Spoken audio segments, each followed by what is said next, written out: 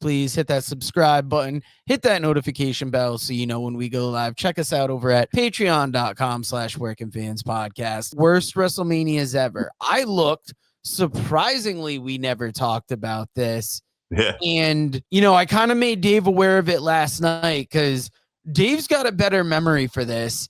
And he doesn't have to do much digging to be like, what were the worst WrestleManias he remembered. So what were some of the ones that came to mind first when you thought about this? I remember you texting me this last night, by the way, but it's funny you talked about this because I just looked at the show today, worst WrestleManias ever, so literally moments ago. And I'm like, bad WrestleManias. And it's shit, this is coming fresh. He's about to show you how much of a machine he is. This guy's very fresh, but it's a very interesting story because I always try to remember the positive. So it's like, what was a bad WrestleMania one I really remembered?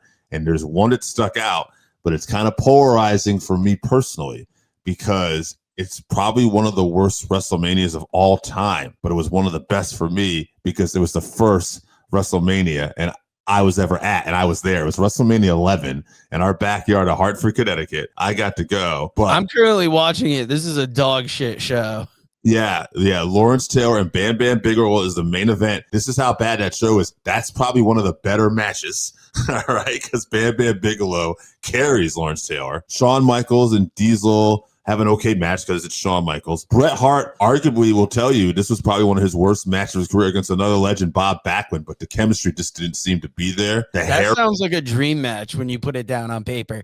Two of the best technical wrestlers, last generation versus this generation. Lex Luger and Davey Boy Smith versus Eli. That kicked off the show. Fuck that match. Dude. And I want to say King Kong Bundy is on this show. Versus The Undertaker. Yeah, all right, Undertaker. So this is not one of those matches Undertaker brags about where he got to work with the big man. Like Bundy was not, at his height in popularity. I'm currently watching the Smoking Guns versus Yokozuna and Owen Hart. And even then, I'm like, not a terrible match, but I don't know. Maybe it's because I'm doing other things, but it's just not gripping me. That is Yokozuna coming back to some of my memory. He was a mystery partner for Owen Hart, and they won the tag titles there. I liked Owen Hart and Yokozuna as a team, but again, this was just not a great WrestleMania. It sucks more that it's in Connecticut, too. It's almost like we dropped the ball on our home court. It's crazy to see a WrestleMania look like an average Monday Night Raw at that time. I think that's where it made the difference, where it went to those bigger arenas and it got more ostentatious in its display. You got to remember now, Hulk Hogan and Randy Savage were already on WCW around this time. They came in 94, Savage at the end of 94, I believe. And, Flair's over in WCW, obviously. So there's a lot of talent. 95, WrestleMania 11, April. So in September, Monday Nitro is going to debut. So I wouldn't even say WCW's at its peak popularity yet because the NWO isn't until 96. So you think this is WWE being complacent in a way, or just not being big time? Not being big, starting to go downward. Not really worried about WCW yet. And because you have to think it's 95, right? And in 96 in May, when the NWO is just starting and Scott Hall's coming out and that, it's only in June where the Austin 316 promo is done, literally a little over a year later, right? So, so the wrestling business is going to look really different in 96. It's funny that you said this as it's your best, but it's considered the worst. Yeah. Because I'm going to have the exact opposite thing next week. And I was going to explain it, but fuck it. That's a cliffhanger. I was looking for other worst WrestleManias. The first one that came to mind for me was that WrestleMania Dallas that we watched together, because that was another one that was early on. I believe it was 2016, and it was fun that we were all getting together. I don't know if we had gotten together for the Royal Rumble before that, and then we were doing WrestleMania as well, but this is the first one where the show actually was tiring people out. You saw the good mood leave about halfway through and we were all just surviving. And it's it was the first one that I really remember, what the fuck are we doing here? It's in one of the biggest stadiums and it was one of the worst experiences. Now, oh God, was that Undertaker and Shawn Michaels, or that's a little? No, that was Undertaker and Shane McMahon, Hell in a Cell. I only remember because I Wikipedia'd it. I had to do a little digging eventually because I was worried about like coming prepared enough. So like, let me look at some of these matches. And when I saw that, I'm like, holy shit, I forget. Like, I remember it happened, but like, I've got no attachment to that. 4 attempts at memory of this. Roman Reigns and Triple H for the world title. Yep. That sucked. Dean Ambrose and Brock Lesnar. Wow, that was at this one. That should have been so much of a better match, but it was just kind of blah. Yeah. You know what I liked about this one? It's so funny. And I don't think end or maybe the chips and dip we had. I was going to say it only lasted for a day, but Zack Ryder, I believe, won the Intercontinental title in a ladder match here. Yeah, that was fucking bullshit because that was such a feel-good moment. Yeah. And then they just undid it the next night. And I'm like, why even give him the moment? Like, is a WrestleMania moment worth it if it gets negated the next night? And they had Maurice slap his dad and everything, too. It's kind of fucked up, but it makes me laugh now. But it's like, yeah, Zack's had a good career. But, I mean, yeah, that WrestleMania... What I remember in particular is that it just, like you said, it just dragged. Like, there could have been some good moments early on, but this was what's happening in that time period of WrestleManias where it kept going and going and going.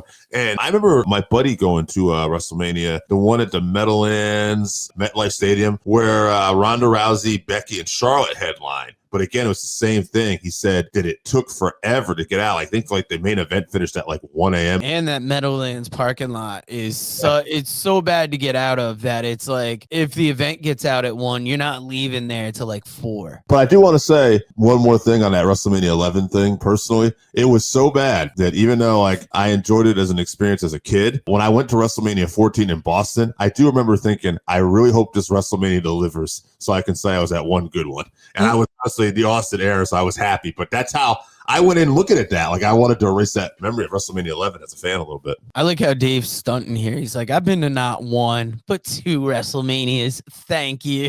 They're in the area, baby. Another bad one I was thinking of was like no fault of its own. And it was interesting at the time was COVID WrestleMania. You know, like they had that rain delay. Yeah. It was interesting because you were going to see how all these like empty arena matches worked like there. Or the rain delay might have been a different year. Was the rain delay the first year they came back? It's the first year they came back, yes. Okay. Yeah. But yeah, just the empty arena WrestleMania, like it was what it was, but like I don't know if it's one that's gonna go down in history, like, oh, this is one. Well, it's gonna be one you have to see because it's different, but it's not great. No, it's not great. The only thing I mean that's gonna stick out was the 2 cinematic matches each night. Was the Undertaker Last Ride match with AJ Styles, and then the Firefly Funhouse match with Bray Wyatt and John Cena. Oh man, I can't believe I talked shit on this WrestleMania now. That was one of like my favorite matches because like very interesting. That was one of the best cinematic matches. You know, really showed the creativity. Probably showed the most fun Cena could be at that time because he's like kind of this Hollywood star, yet at the same time he's poking fun at himself and allowing himself to be skewered, and right. That made it interesting at least. I mean, it had some moments, but, you know, overall, I mean, any COVID show was a tough watch at times because it definitely sucks not having the fans around. And I would say that was something AEW did right, was by just having, you know, wrestlers and other people around the ring to create that atmosphere somewhat. You know what I mean? It wasn't the same, but it was something. And that Daly's Place really looked cool as well. I was looking on the internet and I saw it looks like WrestleMania 4 was put as a bad WrestleMania. But for me, like when I was on Netflix and I was scrolling through the list, yeah, you can say 1 is a bad WrestleMania, but it's also like bad compared to what things were. And like me personally, I like watching old school wrestling. So when you go back and you see Tito Santana, you see, you know, what is it, SD Jones, things like that. I'm like, okay, this isn't what it got to, but I wouldn't call it bad. So I was surprised to see that 4 was put down as a bad one. I would think WrestleMania 2 would be one right between 1 and 3 because They tried it at the 3 locations. That was Hogan and Bundy in the cage, Piper and Mr. T in a boxing match. There wasn't anything that was like crazy that really stuck out about WrestleMania 2. It was more like that was the one in between 1 and 3. The first one ever. And then 3 is obviously considered one of the greatest because of Savage, Steamboat, Hogan, and Andre. I had a hard time any WrestleMania with Hogan on it. I'm like, it's hard to look at it as a bad one just because that's that ingrained fandom in me when like in my mind, WrestleManias 1 through 9 are like great. Yeah. And then like after that, you get some wavering. WrestleMania 10 was the Scott Hall, Shawn Michaels ladder match. And Owen Hart, Bret Hart, those were the 2 best matches on that show. Watched Bret Hart and Owen last night, and I'm like, this is all I really need to see from this. Like, and hearing that Bret Hart is going to wrestle twice, I'm like, all right, you've already got more intrigue in this than any like other show could. First WrestleMania I ever watched with friend of the show, guest of the show, host of the show, partner of the show, AJ Strange Brew. WrestleMania 10. Now, do any other WrestleManias come to mind as bad, even if we're not going to deep dive on them? Because that was like the most I could think of. I didn't like WrestleMania 6. That's where Warrior beat Hogan. It wasn't because of that match. I know a lot of people consider that Warrior's greatest match. I actually didn't like the chemistry of the two. But overall, I just thought it was a show that kind of dragged. Same with 7, kind of dragged. But I didn't hate it. But you know what's funny? When you talk about those old school matches, old school WrestleManias like 1 through 9, though, it's like they're still very memorable. It's like when you get past like almost like WrestleMania 20, like, the Benoit, Triple H, Shawn Michaels main event where Benoit and Guerrero are hugging at the end of it. Like once you get past that one, I have to start thinking hard about WrestleManias 21 to the last few years. Yeah, there's got to be some duds in there. Like there was a lot of time I took away from it. So I'm like, I'm sure there's some mid 2000s that I'm like, oh, this is garbage. Yeah. A lot of photographers by the ring at WrestleMania 11, I'm noticing. Yeah. You know what was interesting about 4, though? 4 was when I just remember as a kid, that's where we crowned Randy Savage as the world champion. And there was a tournament. And for me, that was very exciting. Like, you know what I mean? Like, I don't know if the matches were the greatest because they probably rushed a lot of them. But I just remember, like, I was super excited. And the other thing, too, I didn't like Atlantic City as the backdrop for WrestleMania. I didn't think that was the greatest fan base and the greatest atmosphere. It felt like there was a lot of like casino patrons that at that point in time that were going to watch. It wasn't like a lot of huge wrestling fans necessarily. Yeah, if I remember correctly, like that was, I don't know if it was a warehouse space that was made into an arena, but it was like something kind of like in its own spot that they had made up for it. And it did like mess up kind of the feel of things, which is weird. And you'll get that from time to time. You'll see it. You probably, do you see it a lot with UFC and like being around the casinos and comp tickets? Not as bad there because those are all like, even like, there's a lot of fight fans that come, and they're super excited about that. Although I guess a better example would be like Mohegan Sun when something happens there and you get the comp tickets around the side and you see people not show up till the main event or like late in the card. Wrestling doesn't always translate to like the fight capital of the world, I don't think. You know what I mean? It's a different audience. That being said, WrestleMania in Vegas the last few years, I think it's just more mainstream now, currently wrestling. And you'll get, these fans and stuff that are out there. I know they have trouble selling tickets, obviously, and that's a different story, but that's because they're probably too high. Because again, you're trying to get that fight fan, ticket sometimes we talked about. I was hearing on Post Wrestling that they ran a 316 sale where tickets were like 30% off, and that was a nice boost. And it's like, that's got to make you think, if you're selling a good amount of tickets, 30% off, maybe you're 30% too high. But I know when, you're putting out the product and you want to make the money, when does it ever seem too high? Yeah, you want to run it into the ground sometimes, I guess.